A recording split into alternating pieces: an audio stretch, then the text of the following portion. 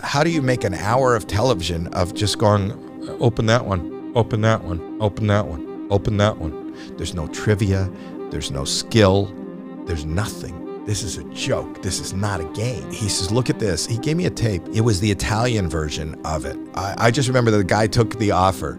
He took the offer on the phone, and then he turned, and a teardrop came down his eye before he told him what the offer was.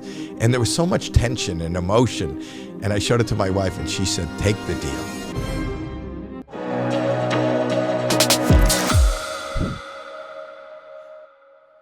You're doing really well. Mm-hmm. Then you get 3 of your own shows. And like everybody, we all have disappointments in our career. All 3 are canceled. You're thinking about quitting the business. Mm-hmm. And then Michael Rotenberg calls you up one day, wants you to do a game show. And you basically told him, fuck no. First time I've said no. Then what happened? Well, you have to realize and put it into perspective. So this is 2005. I went from all these stories that I just told you of doing the Tonight Show, selling 10,000 seats. In 2005, I was playing comedy clubs again, not selling them out. You know, there's an ebb and a flow to everybody's career. I was on a series in the 80s, and now I'm sitting in, casting sessions, auditioning for 5 lines and under, with it was a decade since I had done really well, and it was waning, and I'm financially set. I'm just doing it because I love doing it. I'm okay. I've done really good investments. And I said, you know what? I'm going to leave show business. I don't need this anymore. This isn't fun. And I could still drop in 2-3 times a week to a comedy club. I don't need to try to sell tickets. I'll drop in. I'll do that. I don't want to kind of do shows and have other people edit me and write for me, and I don't like it anymore. I don't going to do it. And Michael calls me and says there's a game show they want you to do. And before he even finished the sentence, I go, no. At that time in 2005, the game show, there was not hierarchies, but, people who were movie stars didn't do commercials. People who were soap stars people who did primetime didn't do soap operas. People who were in comedy didn't do game shows. The game show host was, when your currency is irony, game show host was the punchline, Not that I'm knocking, I like game, but I didn't want to be a game show host. That seemed like the lowest rung. I'd rather just continue in what I was doing in real life. I'd rather just deal in real estate and have fun and do my stand-up. I don't have to be a game show. And being a game show host and standing there with a card and reading trivia questions, I'm going to be the laughing stock of, the world in show business. So I don't want to do it. So I said no. And he calls me back and he goes, no, this is big. This is a show that's playing all over the world. It's a very big show, and NBC is going to take a big swing at it. They're going to put it on prime time, and it'll be on 5 nights a week. So I go, fuck no way. Now I'm going to be humiliated nationally 5 times a week. I'm not going to do a game show. I just don't want to do that. That's going to put a nail into the coffin of my career. If I ever want to do stand-up again, I'm going to be a joke. And think about it. No other comedian that you could think of before 2005 is on TV doing it. Not since in the 50s, people like Groucho Marx did You Bet Your Life, but they weren't doing, you didn't see comedians. I mean, the closest thing to that was Regis Philbin doing Who Wants to Be a Millionaire. But he's not a comedian, he's a host. So that was, and that's why NBC wanted to take a stab at a big primetime game show because of Who Wants to Be a Millionaire. Michael calls me back again and says, you know what? Will you just hear them out? They say they can't do it without you. I go, okay, I'm at Jerry's Deli in the Valley. If you send the guy out, he can come pitch me at my table. I'm not going to go to a meeting. And I showed you the card in there. This guy shows up. Rob Smith from Endemol. He shows up and he's got that card, which I have framed in this office. He's got a card. He didn't even go to Kinko's. It's not even cut straight. He did it. And he's got these 26 little square pieces of paper with amounts of money on them. And he goes, pick one. And I pick one, and he goes, you're trying to pick the million. Don't look at it. And now we're going to see what's in yours by opening up all the others. you know, and then we're just sitting at the table and I'm going, okay, number 6, number 9, number 3, which now I think I'm being punked, because how do you make an hour of television of just going, open that one, open that one, open that one, open that one. There's no trivia. There's no skill. There's nothing. This is a joke. This is not a game. This is not really. And he says, look at this. And he gave me a tape, and it was the Italian version. It was all over the world. It was the Italian version of it. And I didn't understand the game, but I knew that if you had opened up the big numbers and there was less of a chance of you having the million, that the offers would go down. Okay? So I just remember that the guy took the offer. He took the offer on the phone, and then he turned, and a teardrop came down the host. A teardrop came down his eye before he told him what the offer was, and there was so much tension and emotion. And I showed it to my wife, and she said, "Take the deal." She said, "Howie, you were miserable." I was in a depression. I wasn't really being asked to work anywhere, and I wasn't busy enough. And my life was, financially, I was okay. You know, I'm making investments, but that doesn't really take up your day. It doesn't keep you in the now. It doesn't, you know. She goes, "Just take the deal." So I thought, okay, I called them and I said, "I'll do it. When does it start?" And they said, "Monday." I said, "Well, don't you have to build a set?" They said, "It's built." I said, "Well, don't you need to cast all the models?" They go, "They're here." How far down the fucking list was I that they'd cast everybody? How many people had said no? And the truth is, everybody had said no. Ellen said no. Ellen said no, yes. I know a lot of people that said no. So anyway, I took the deal, and then I said, can I hire one of my friends to write comedy? I think if I'm going to be on primetime, at least I could be funny. There's nothing to do. All I have to do, there's no trivia questions. There's nothing to read. All I have to do is say, pick a case, and then open the case, and then listen on the phone to the banker. Like, I don't have anything to do. So maybe I can write some funny comedy. And they go ahead, and they let me hire writers. And I came, you know, loaded with material for Monday morning, and I walked out. The first contestant, I have her picture here, it was Karen Van. I'll never forget, I did over 500 episodes, but it was Karen Van, and I said, "What's your name?" She says, "Karen Van. I have 3 kids. She's a single mother. She doesn't have health insurance. She's never owned a home." And then it became real. I'm sitting here like I'm sitting with you. I looked in her eyes, and, you know, first and foremost, yes, I'm a comedian, but I'm a human being. And I'm a father, and I'm a husband. And I got so scared. She was looking, I saw this blank look on her face, and she hadn't been in this world before. She's in Hollywood, and there's 300 people in the audience, and all these lights pointed at her, and all these cameras. I was so afraid that I would distract her, because the first time, I remember the first offer was something like $15,000. She goes, "No deal." And she's having so much fun. And I thought, you just said no deal to $15,000. You're not from LA or New York.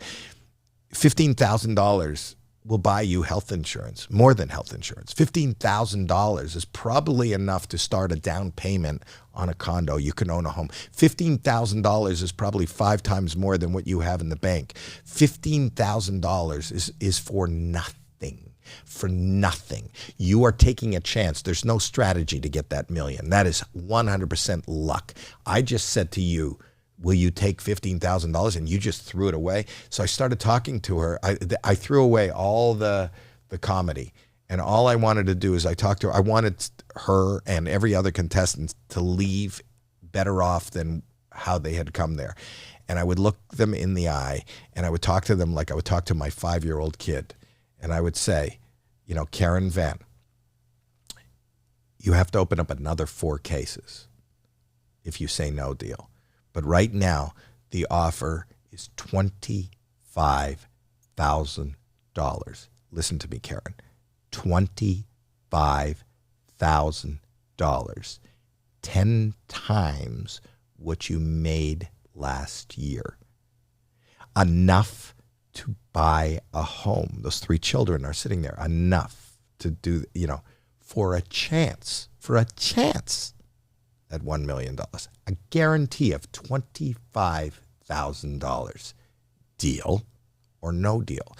Saturday Night Live started making fun of me because I would talk so slow, and I just wanted to make the point. I wanted them to, it was so, the biggest skill set that I had there was not to throttle somebody who was making ridiculous, I'm not a gambler. I don't gamble. Who was making, anyway, I finished the show. I did 5 episodes, and I was so embarrassed because I hadn't done any comedy. I hadn't. Well, go back because she didn't take it and got 0. No, it's not true. She got 5. She ended up getting $5,000, and when we returned to her years later, we went back to find out what people had done with their money and how their life had changed. She had got her breast done, so she made a mountain out of a molehill. But the point was that I after I had shot all 5 episodes. I was so embarrassed because it was the first time in my life, in my career, where I wasn't playing a character. I wasn't doing stand-up. I wasn't doing anything funny. I was just being Howie. And it was going to air over the Christmas week. I packed my bags, took my family. We went out to the Caribbean. I was on Tortola, which is an island out in the Caribbean. And I didn't have TV and I didn't have internet. And I just thought, this is going to be disastrous. I just don't want to be on the continent. And Rob called me that Tuesday morning after the first one aired, and I thought, oh, this is it. He goes, you're not going to believe it. I go, I figured it out already, thinking he was going to give me the bad news. It went through the roof. People loved it. And then he called me the next day. It was even bigger. The next day, and then at the end of the week, 100 million people had watched Deal or No Deal, and it's probably one of the biggest game show phenomena in the history of television to this day. I love that show. It's the human condition. It's greed. It's risk. It was heart-wrenching to watch, Dave. The American Dream was your next talk show, America's Got Talent, which is all these people going up. It's a talent show. In January 2005, you took over from David Hasselhoff. And tell us about that show, because that was a hard one. So that one, my buddy Jeff Gaspin, who was the president of NBC, I'd finished on Deal or No Deal, and he said, would you like to be a judge? And I went, okay, I'll do it. Yes. I was back to my yeses again, not knowing what that was. And knowing the show, I watched the show incessantly. I watch everything. I have a fear of missing out. We talked about this before we went on the air. I'm on social media every minute, every platform, all day long and all night. I sleep very little. I'd watched every episode of America's Got Talent because I think I'm fascinated by anybody who will get up in front of other people and do whatever they do. I watch TV even when it's not in English. I don't understand what they're doing, but I'm just fascinated by humanity. And so I said yes. And then it was really interesting to me because that didn't seem like a job. It didn't seem like I was there to do anything. I was there. I jokingly say to people, it's like the only difference between having the job and not having the job, I'm doing what everybody's doing at home in their underpants in front of their TV. They're watching the show and then commenting on what they thought. And I didn't think that's a job. It doesn't seem like a job. It seems like I'm just a viewer. But obviously I came to realize that, listen, at that point, I come with a point of view and a point of experience where I've been in this job in different facets of show business, in whether it be acting or performing, stand up or producing, so I have something to offer. What was really hard is looking in the way that I was empathetic toward Karen Van. I'm empathetic toward anybody I see in person, and it's really hard in person to look at somebody and be brutally honest. It was hard on so many levels. As somebody who is on stage and on TV, when I first joined the show, we would travel the show. So it would be everybody in Dallas. So it was their own, whether it was good or bad, they loved the little girl from Dallas. So if I said I didn't get it, I would be booed tremendously because they wanted their Dallas kid to be the winner. It was really hard to be paid to say things where that live audience there wanted to hate you. even if they agreed with you, they wanted to hate you. That was really hard. And then it was more importantly hard to I want to be constructive. I want to tell you what I legitimately think and how I feel. And I want you to know that what I legitimately think and how I feel doesn't necessarily make or break you. You don't have to cater to my needs. And I may have a totally different opinion than the other three people here. And not only that, I may have a totally different opinion than the millions who are watching and are going to vote.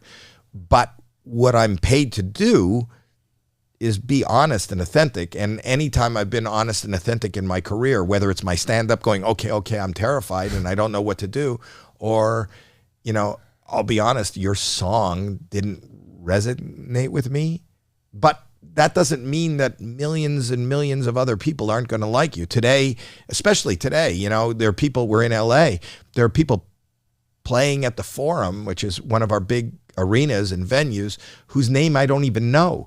Entertainment is very siloed now, even more than ever, because it's digital. There was a time when I was growing up where if they were playing the Forum or the Coliseum, even if I didn't like them and I didn't buy your albums and I know your name. Today, I don't have to know your name for you to garner a huge audience. So by the same token, and that's what I preface, but it's really hard, especially if somebody's young or they're a kid,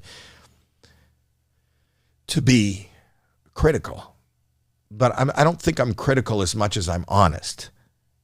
For me, sometimes I didn't get it, or it didn't move me, or I don't tap my foot to that, or I don't get that kind of music, but I'm being honest with you. But that doesn't mean that Simon doesn't like it, or Heidi doesn't like it, or this whole audience didn't give you a standing ovation. That was the hardest part. That's still the hardest part of that show. But I find that for the most part, if I'm honest and authentic, I think the majority of people appreciate that. In fact, the majority of people don't even watch or know the show exists. The majority of people. Even when I sell out 2 shows at Radio City Music Hall in New York, and that's 10,000 people, there's 9,890,000 people in that city that don't give a shit and didn't come and probably don't even know I'm there. So the majority of people don't know me, don't like me, don't agree with me. And when you understand that and you're okay with that, you can only be true to yourself. You have to be responsible for yourself. And that's how I run everything now. My own business, my show business, my performances, everything I do, I control and I serve myself. 19 years on that show. What's your favorite moment? There's still the one to come. My favorite moment is not knowing what's going to happen. I don't have a favorite moment. I have a lot of favorite moments. I loved seeing V Unbeatable, Courtney Hadwin, which is a 13-year-old little girl who came out of nowhere. She was like the second coming of Janis Joplin. There's so many moments. There's so many great moments. Also, it's just this patina of another human being 25 feet in front of me who has a hope and a dream, does something, spends 2 minutes, and you can feel it. I know it comes off on TV, but even more in the room, you could feel that their life is not going to be the same ever again, and I'm there witnessing that. Who's your favorite performer of all time on the show? I don't have one. I don't have a favorite performer. I love everything. There's no one thing, and that's the beauty of our show, as opposed to like something like American Idol. You can go, who's your favorite singer? But how do you compare a singer with a group of 30 people from India who have been working in the streets and doing death-defying tosses and flips and dances and choreography? How do you say, I like that better than that? It's not. What's your favorite food when you go to Ralph's or Whole Foods? What's your favorite thing in the store? I love that, and I love that about the world. I love there is so much. There is so much. And if you look at how I run my life and my business, there is so much. You're sitting here in my warehouse today. And, I love sitting at this table doing my podcast with my daughter. I love doing stand-up comedy. I love that I have connections with people on social media and then they end up under the same roof as me. There's no one thing. I love that we are this veritable cornucopia of, life. I just love life. I love the moment that I'm in. You become a great spokesperson for mental health, a great role model.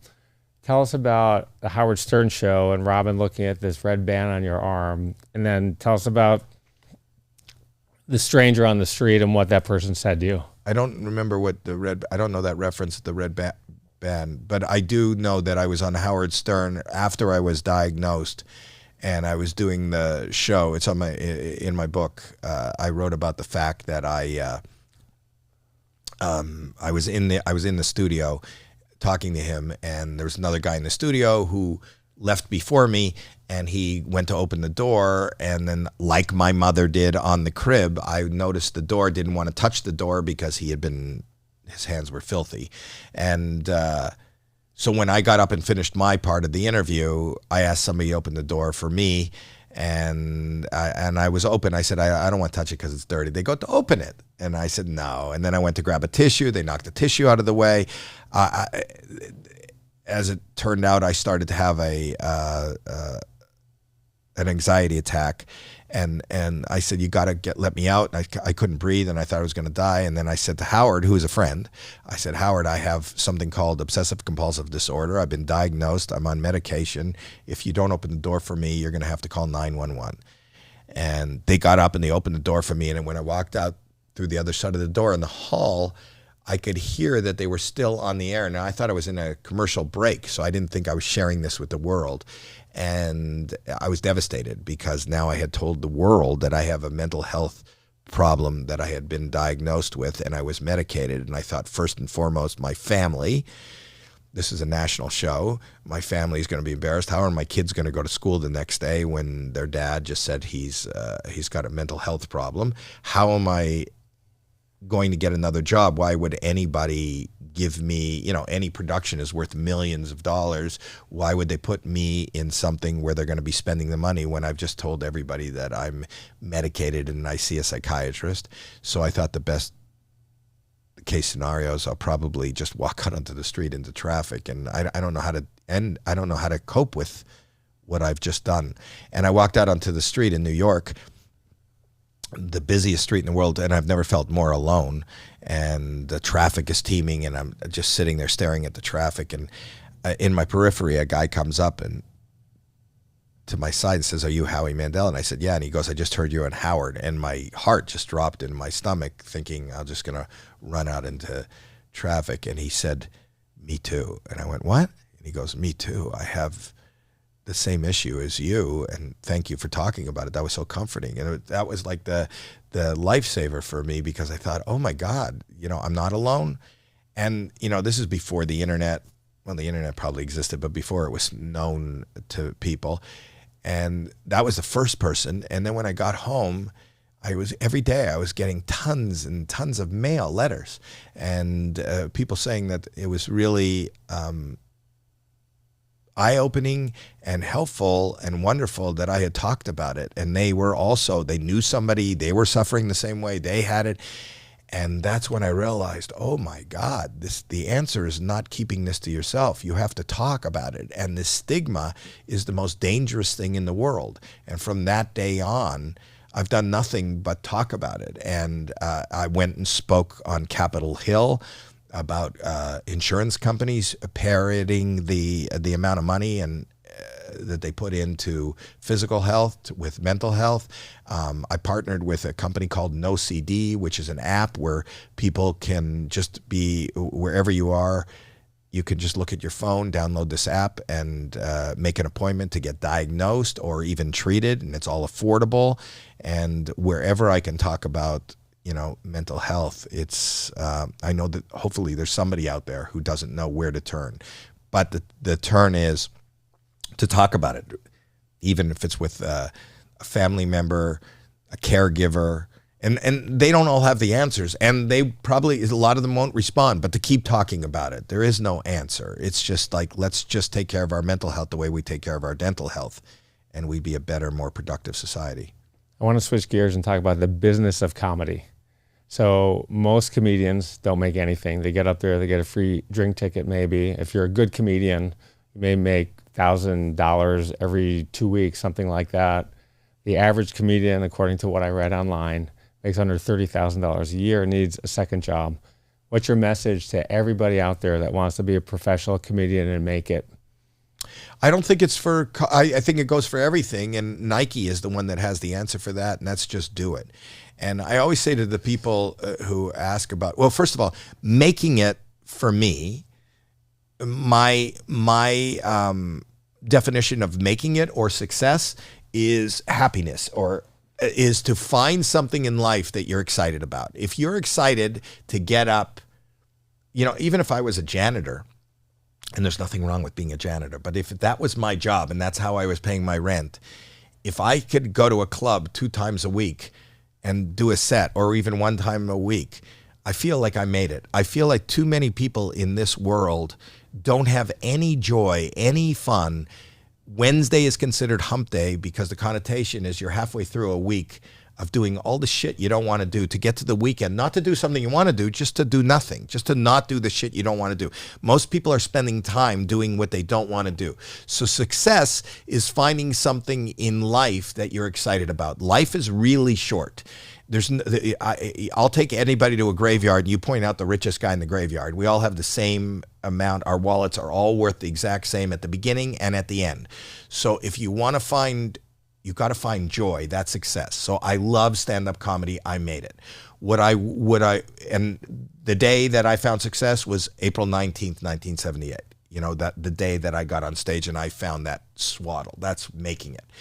Making money and doing something that'll ultimately pay the rent is about just doing it. I always say the difference between Elon Musk and you, and I'm talking to the listener, or Jeff Bezos and you, is they did it and they kept doing it and they didn't stop doing it. That's the only difference. Not that I believe that we all have it within us, if we want it, if we need it, to lock ourselves in a garage and find something that you're passionate about with all the no's and all the obstacles and all the toughness and everything that's against you. If you can get past that and just do it because you believe in it and you want to do it, it'll work for you. It will always work for you. And if you look at all the people that were on stage when I showed up at Yuck Yucks or showed up at the Comedy Store, there are so many people that are funnier than me, that are more talented than me, that have more to offer than me. And you know why you don't know them? Because they don't do it anymore. Because they've been said no to so many times. And I can't tell you how many times, even this week, I am said no to. Because I just keep, curiosity is my fuel. And I'm always interested, and I always want to try things, and I always want to do things. But all the things that I try, you can't believe how many people say no to me all the time, every day. But no is not, if you want to be a boxer, that's like saying, I want to be a boxer, but I never want to get hit. Well, you're always going to get hit. And life is like a boxing match.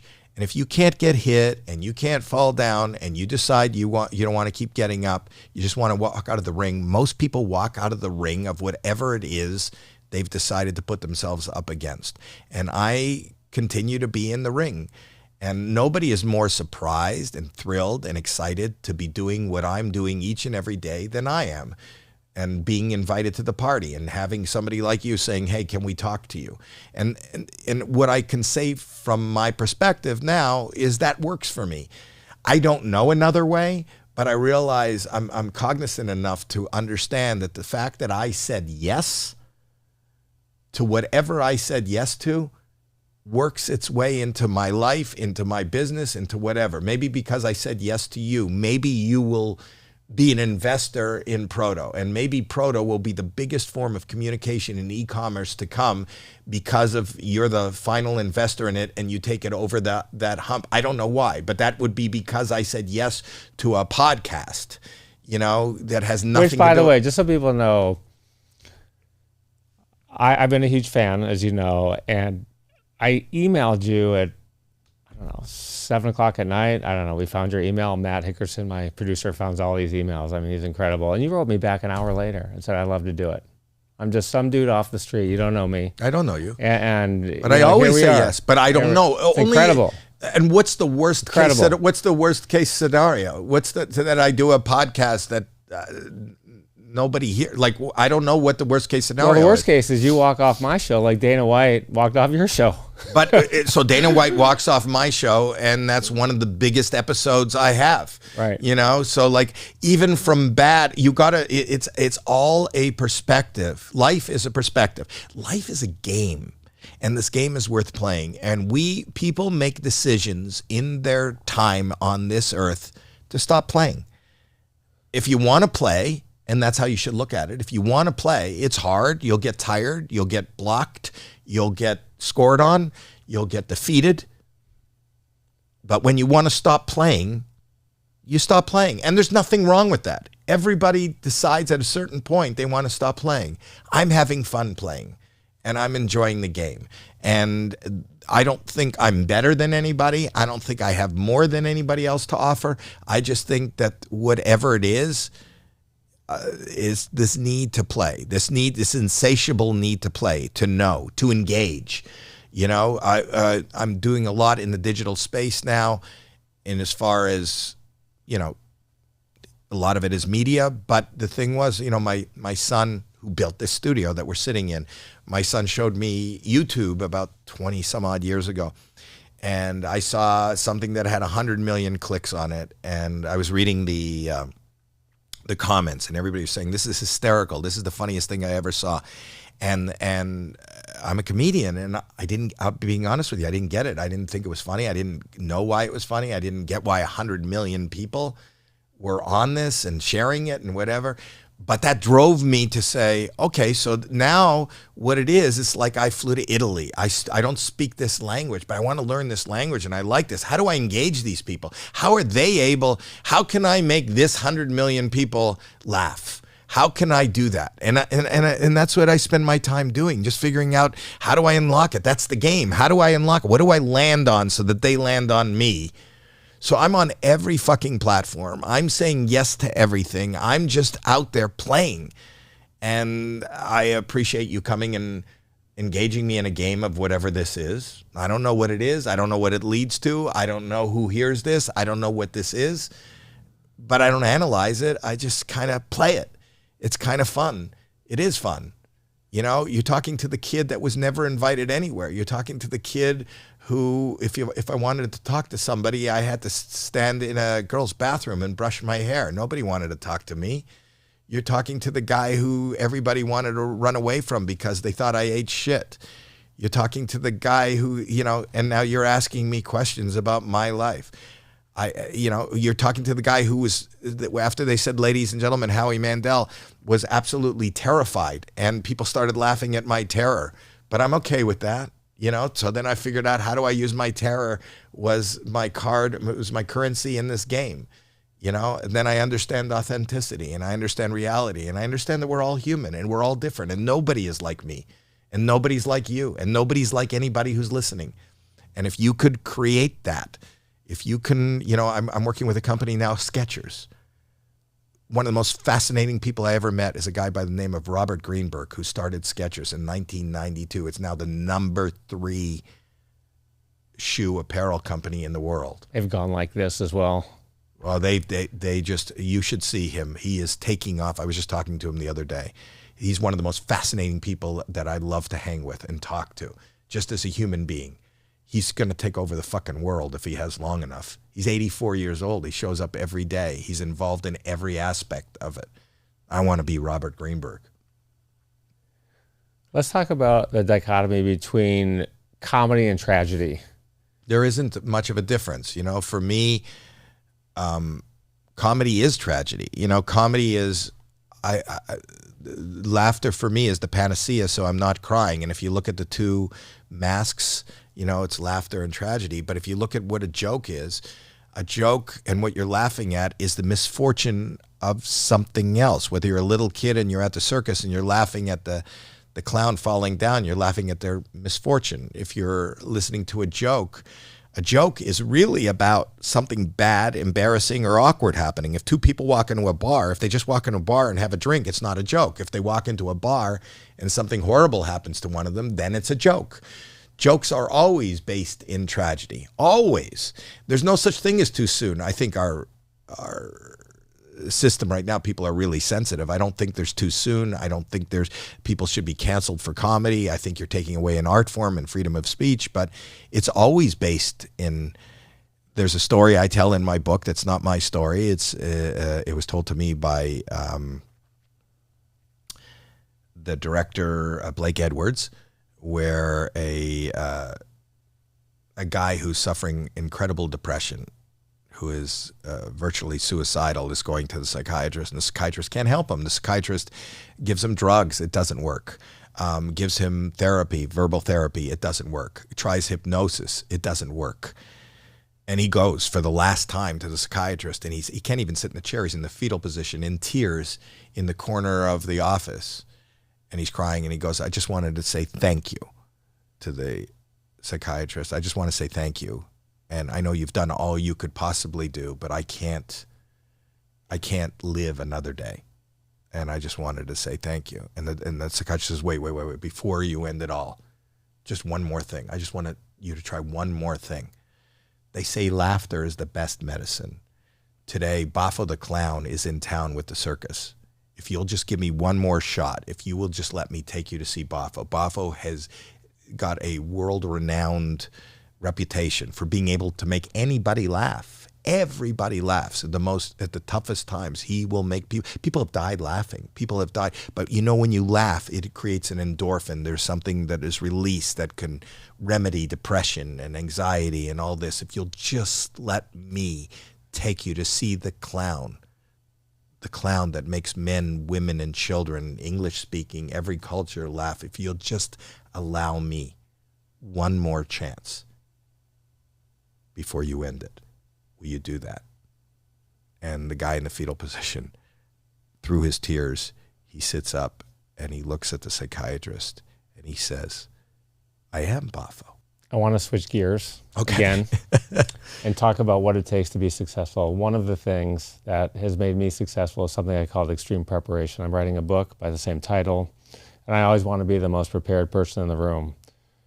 Has extreme preparation been important in your career? I read at the beginning you didn't prepare, and now I hear you going out at midnight to run a new skit by 5 people. So, you know, we have very different philosophies. But for me, it isn't preparation. For me, and I'm not knocking preparation. I'm just saying that I believe as a species, humanity, instinct is our gold. And we know what is good. We know instinctually what'll work. We know what we want, and we know what we need.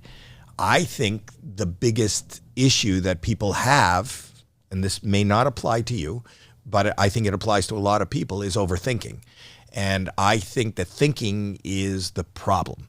I think that thinking, when you start thinking about it, you can give yourself a million reasons not to do things. Like, and I'll give you my personal examples. If somebody said you should get up on stage, why should I? I don't want to be a comedian. There's no future. There's nobody. I have no connections in show business. What are the chances? It's ridiculous. I'm already making money and have a very comfortable life in sales, in retail. I'm engaged to be married. You know, I'm about to take on the responsibility of a wife and a family. Why would I give up everything and do that? I mean, if you think about it, it's not if I want to be prepared for my life, I should not do that. By the same token, when I did think about preparing, when I did think about what it meant to be a game show host, that's when I said no. When I didn't think, and my wife said, just do it, that was the most success I had in my life. I think just do it. If you think about Steve Jobs, you know, was he prepared? I mean, he didn't, even the thought of what he was doing is ridiculous. IBM already existed.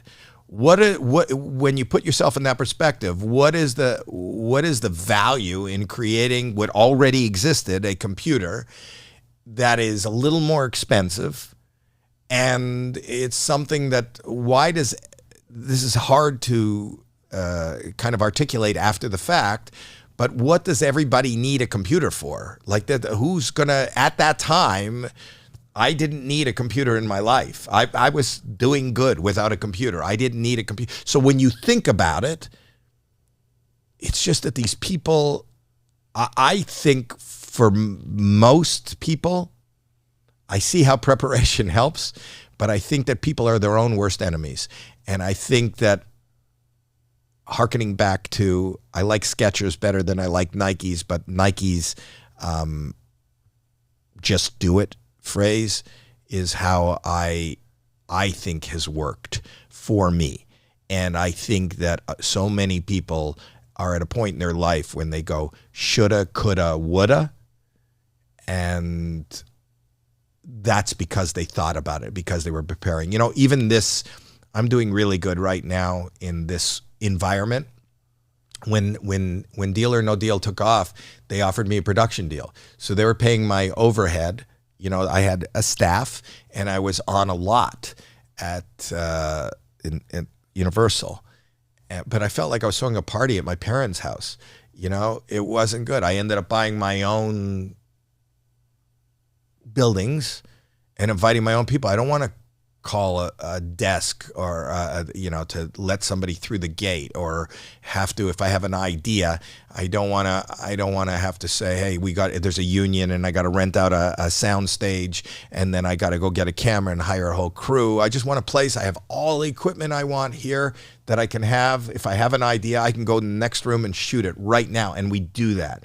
And we've had people in this place. They launched, Logan Paul was in here and launched the Prime Energy drink with KSI in here. We shot that. This is where he does his podcast when he's not in Puerto Rico. Everything from, whether it's technology, music, drinks, whatever. It's just this hodgepodge of just fun. But that doesn't mean that we don't need people like you who are brilliantly maybe myopic in their preparation to just, maybe the answer there is, I'm going to do it. I'm not going to find maybe in the preparation, this may not work, this won't work, this might work, this won't work. This is what I need, this is what I need, this is what I need. I think my mind is a little too frail to think. So if I just say yes without thought and work and do my best in the moment, for me, it's about now. I can't think about what happened because I can't change anything that happened. And I can't think about what might happen because that doesn't exist. Nothing might happen. I don't know what tomorrow is. I don't know what tomorrow brings. There's too many other factors that could change what tomorrow is. I can only think of what I am doing and how I'm doing it right now. So I try to make this moment the most productive, fruitful moment I can make in my life. You've talked about luck as part of success. Luck is not a good thing to put into a business plan when you're hoping to create a business, but isn't it? Is it? I mean, by virtue, is it? Like, it's kind of like if you're betting. I'm not a gambler. Neither am I. Okay. But you would taking that as an analogy for business is, if there is a way to cover red and black at the same time so that you're running a safer stream, is that not like, I don't know what the word luck means, but I think we make our luck 100%. And I think that we make our, so then, it's semantics. And maybe I'm just talking about semantics, and maybe I do prepare, I showed up today, so that's preparation, all this stuff that is being, the way we are recording this, that's preparation. The way we're lit is preparation. So maybe I'm not aware of what I'm doing, but it's part of, like, I'll just do it, and I'll just do it and have it. And I did this and had it without knowing that I'd ever meet you. So how does that work? Is that luck? Is that preparation? What is that? I don't know what it is, but it's just a stream of existence. It's the greatest moment of your life. This is. Yeah. Right now it is. Yeah. It is. It's the only one that's real, because the other ones are just my perception of what happened. It may seem better than it was, and I don't know what tomorrow brings. So right now is the greatest moment of my life. I'm honored by that. You've also said that pushing the envelope is very important in our success. How important is it for a comic? And then how important is it to create a business and a life itself? I think without being that cognizant of pushing, just doing, I've talked about this before, but my inspiration for comedy and the way I run my life was Richard Pryor. And when I came out here, Richard Pryor was putting together Life on the Sunset Strip, which is probably one of the most seminal comedy concerts in existence. And you wouldn't have a Chappelle or me or anybody without that. And what was interesting about him is he was on a path, if you know anything about Richard Pryor, he was on a path to be the next Bill Cosby. And I don't mean having sex with women who were pre-Bill Cosby. Yes. Bill Cosby's 1.0. Yeah. And then he realized, I can't do this. And when he was putting together Live on the Sunset Strip, he had still had a bandage on his neck because he almost died freebasing. He was a burn victim, and it was big news. And this is the late 70s, early 80s. And I went to watch him every night at the Comedy Store. And what was interesting, my recollection of what stand-up comedy was people like George Carlin and Rodney Dangerfield. And they, for all intents and purposes, put together an act, and it's like writing a song. They had an act, they had a joke that they wrote. And when you listen to Richard Pryor, he was talking about real things. He was talking about, he talked about his burn, and he made the jokes about drug use. And I don't know if you know his background, but he was raised in a brothel, and by his grandmother. And he's had really tumultuous relationships and drug use and all this. And he turned this stuff, which he had reference to, they weren't jokes. He did characters and stories. And I thought, and if you listen to me or watch me, you wouldn't see an inkling of what Richard Pryor was, but you will see it made me comfortable with authenticity. It made me comfortable to when I was scared, I was going to go, okay, I can't think of anything. And that was my thing. I can't think of anything. And that was real. And I wasn't making it up. And I don't know what you want to do next. And by the same token, when I show up at a comedy club in the middle of and 4 people are sitting there in the rain, and I can act like this is I can call it for what it is. Here I am at this point in my career in front of 4 people who don't give a shit about me. This is like a really bad Netflix special. Like whatever it is, the authenticity and reality and keeping it real, that's what I learned there. And that's what I continue to do. And that's what I strive for. And that's what I celebrate each and every moment of my life, keeping it real. If you keep it real,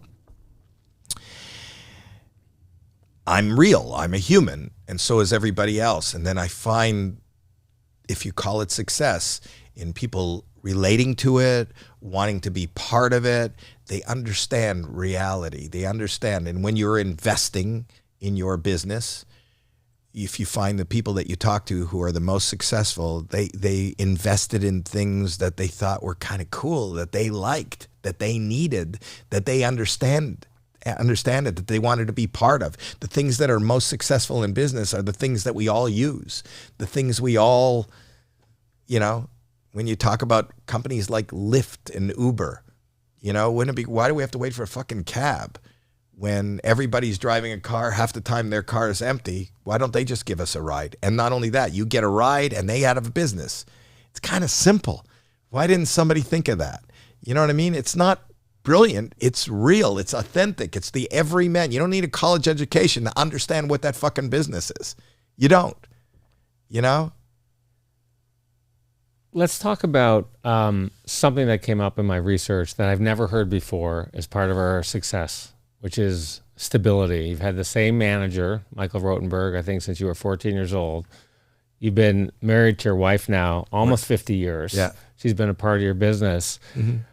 We live in LA where things are really crazy at times and people are switching and managers and who's giving you the best deal.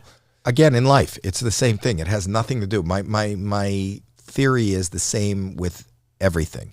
When you ask me about comedians who didn't make it,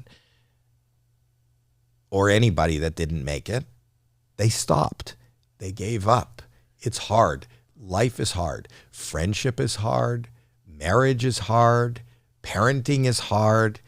If you're willing to just do it, even when it's not great, even when it's not. So these people are my wife of 44 years has been my stability, has been my partner, has been my cheerleader, has been my threat that it was going to be over if I didn't get help, has been, been there for the good, the bad, the hard. I think that we as humans have a tendency to go for complacency and comfort. And complacency and comfort is the opposite of success in anything, whether it's your relationships, whether it's your business, whether it's everything. We give trophies for participating. You're not a winner. You just showed up. You're not going to. So I think people give up on their marriages. They give up on their businesses. They give up on their relationships. They give up on their friends. They just give up. They just give up on everything. You look at the average, they give up on curiosity. When you're young, you want to, and vibrant, you want to know what the next hit song is, and you want to listen, you want to know what everybody's listening to. You want to know what the next sneaker you should wear, and you want that sneaker because everybody has this. Then you reach a certain age where you don't even want to listen to you don't want to know what the next song is.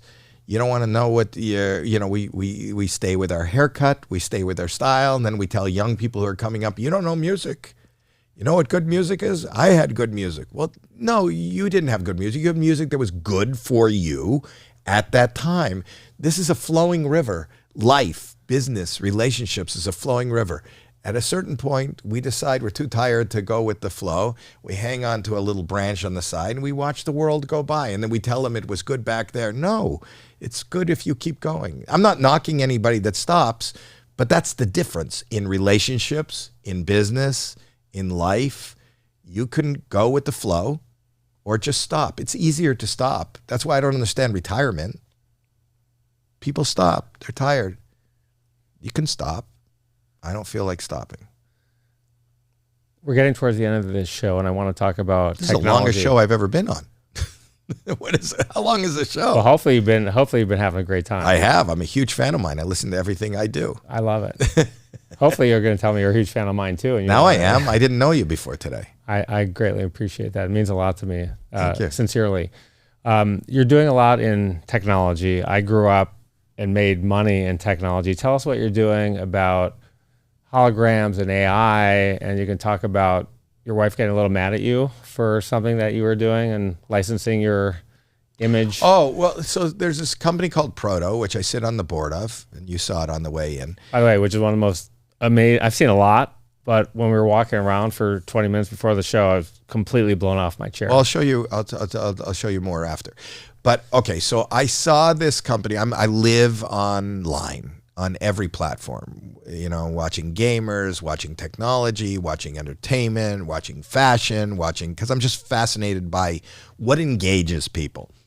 And I saw David Nussbaum, who created this thing called Proto. He was with the company originally that put Tupac at Coachella. But that I don't know if you know anything about that. That's something called Pepper's Ghost, and Pepper's Ghost is just the ability to project onto an opaque screen. So if you go to Disneyland and you go to the haunted house, you see the ghost there, and then there's a lit set behind it, and your eyes kind of meld those things together. He said, "How can I take an image and project in real time, and I don't have to set up a whole scene, and it doesn't have to be a nighttime concert. How can I bring information in real time anywhere to any amount of people? And he created this thing called Proto. And I said to him, I DM'd him, and I said, how can I be part of this? And I wasn't talking about, investing. I wasn't talking about being a partner. I just thought, I'm fascinated by the way things are done.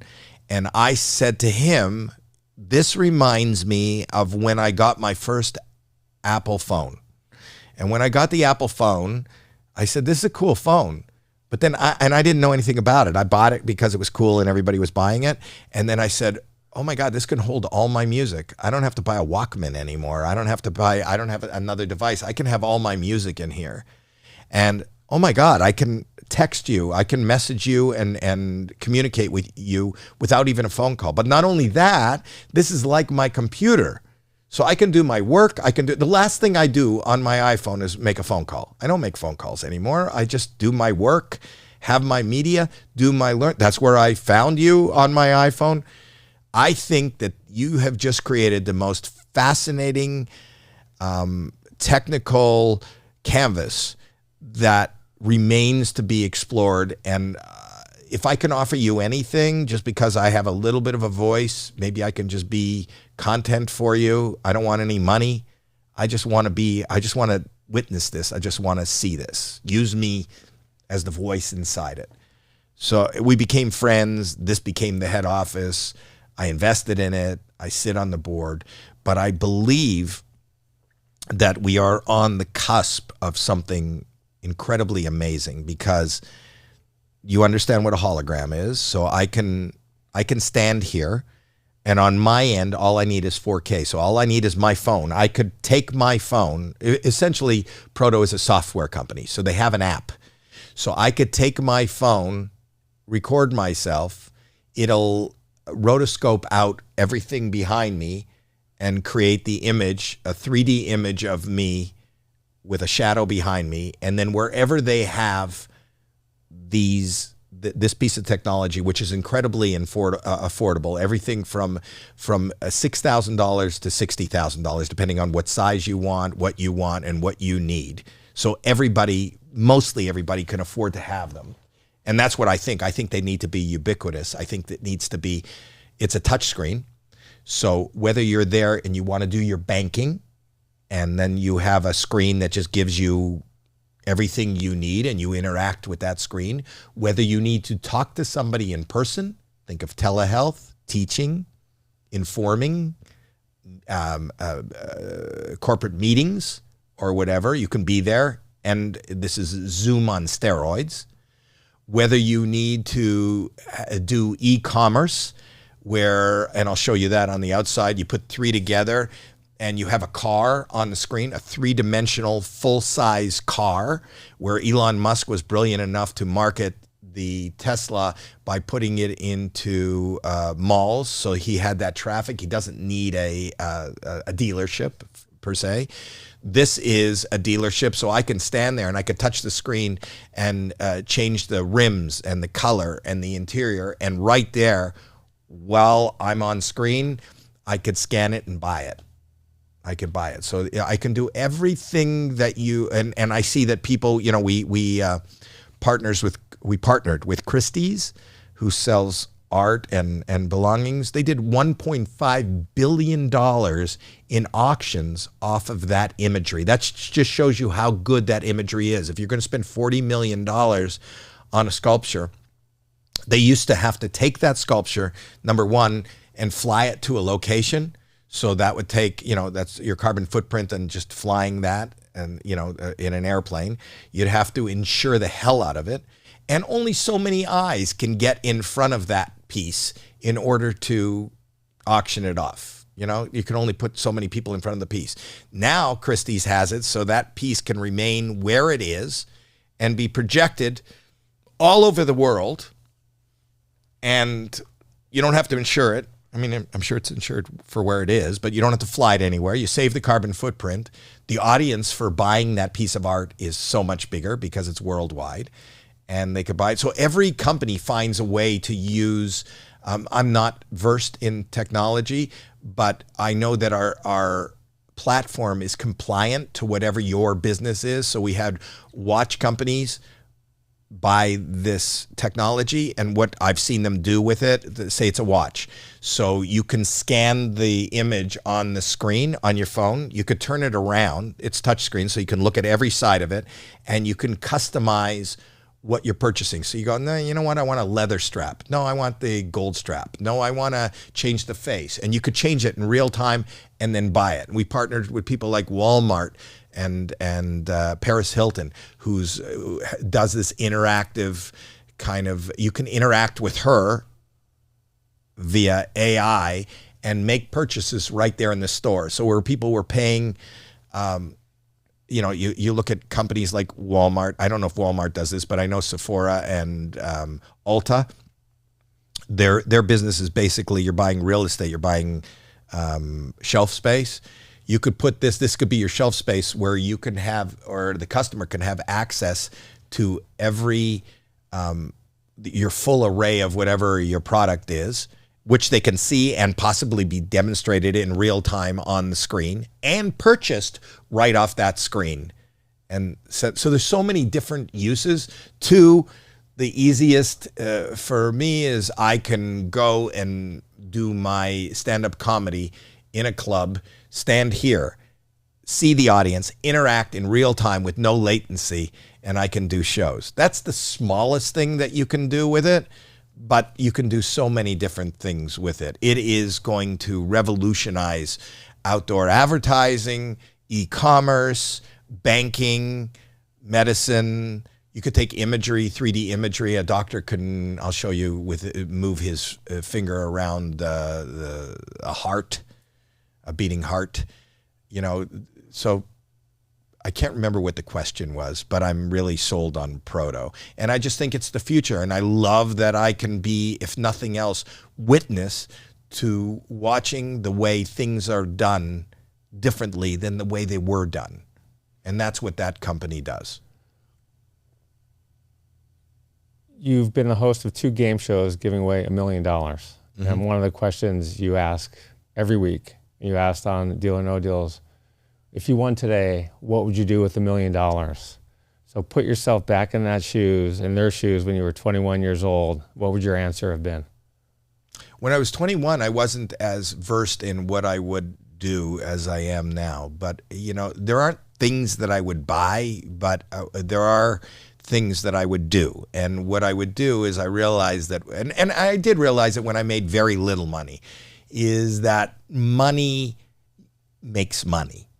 And every dollar you have, and this is like that guy who wrote Rich Dad, Poor Dad, which is one of my favorite books. I don't know that it's a well-written book, but I love his philosophy. As somebody who doesn't have a GED, is not really versed in economics, and I do realize that every dollar is like an employee. And even if you're making minimum wage, you should be able to take that in some way and make yourself self-sufficient. And I mean, that may sound kind of snobby, but I think it's done. I think we have too much of, I think people, the last thing I would do with $1 million is buy anything of value.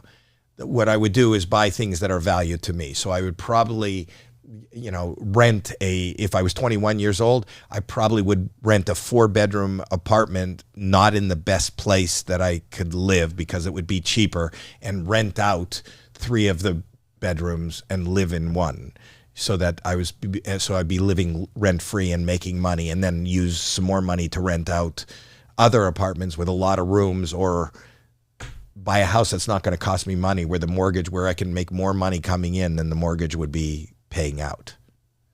Last part of our show is a game I call Fill in the Blank to Excellence. You ready to play? Yeah. The biggest lesson I've learned in my life is? Now's important. My number one personal goal is? To be good. My number one professional goal is? It's the same, just to be good. The best moment of my career was when April 19th, 1978, when they laughed at my fear. My biggest regret is anything I ever said no to. my biggest fear is Missing out. the biggest mistake that I've made in my life is I don't know. I don't know what my biggest mistake is. And I want to keep it that way. the craziest thing that happened in my career is I have one. I find this whole thing crazy. the funniest thing that's happened in my career is Again, it's my career. This doesn't seem like anything that I would have ever dreamed would be. Anything. This is not even close to what anything where I come from even looks like, sounds like, or feels like. the next great up-and-coming young comedian who's going to be a superstar is I don't know. I don't know. But, you know, because, and because the ability, like in order to become something when I started, you had to get to the Comedy Store. That was the place to be seen. But today, with digital media, there could be some goofball in his underpants, in his room, in Romania, that starts to do something that becomes incredibly viral, and it becomes the biggest thing in the world. And the fact is that we all have access to success. the funniest comedian at the Tom Brady roast was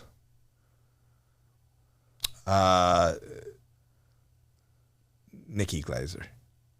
I'm dying to have her on my show, by the way. We're trying to get a hold of her. She was easily my favorite. My wife and I just thought she was the best. She's done my podcast. She's great. The best. The early favorite to win AGT this year is My Golden Buzzer, Brent Street. they were great. The one thing I've dreamed about doing for a long time but haven't is My dreams come true every day. I really make it a point to not hope for anything. It's not healthy for me because you set yourself up for disappointment. I don't think I wish I could. I will. I don't have a plan. I don't even the people that work with me here, they're not allowed to talk about what we're going to do tomorrow. In the morning, I look at my calendar and I know what I have today. I don't know what I have the rest of the day. I know I'll probably have dinner if I survive, but I can't. I don't. if you could go back and give your 21-year-old self one piece of advice, what would it be? Don't spend so much time on your hair. The number one lesson I tell my kids is Be nice. if you could meet one person in the world, who would it be? Me. The one question you wish I'd asked you but didn't is That was it. That was it. I wanted you to ask me what the question was that you didn't ask me. And you asked me. My wish just came true. I love it. I love it too. I'm so grateful, truly, for you to be on my show. It's been so fun building my show and meeting amazing people like you, especially people that I've been a huge fan of forever. All your that's so shows. nice. Thank That's you so for nice. being here, and thank you for answering my email. Not only did you answer it, you don't know me, but you answered it within an hour, which is pretty amazing. It says a lot about you. So I'm really grateful to be It says here. I'm not that busy, is what it says. It says